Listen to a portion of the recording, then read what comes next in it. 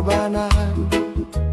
Jangan sampai cerita hidupmu tutup buku lalu buka tenda. Ana datang dari kampung, naik koto naik kapal, bawa mimpi penuh. Datang kuliah di Keva, masuk kampus Unimo. Penuh harap satu hari jadi mahasiswa, bikin orang tua bangga. Di kampung mama pa banting tulang, kerja kebun pagi sampai malam. Kadang makan nasi dan garam, kadang seng makan, cuma minum air putih.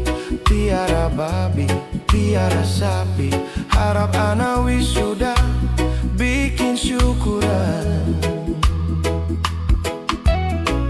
Doa naik tiap malam, nama anak disebut dalam tangisan. Orang tua seng minta apa-apa, asal anak berhasil jadi sarjana.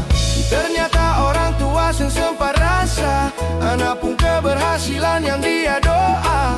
Bukan toga yang anak pakai, tapi baju pesta kawin yang anak siap.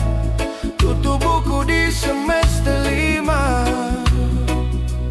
buka tenda karena anak mau kawin.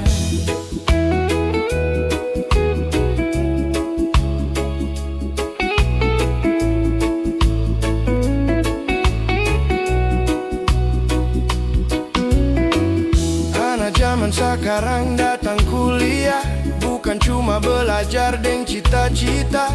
Kumpul minum naga tiap malam sampai lupa tujuan. Datang dari kampung halaman, cuma bob telpon pacaran.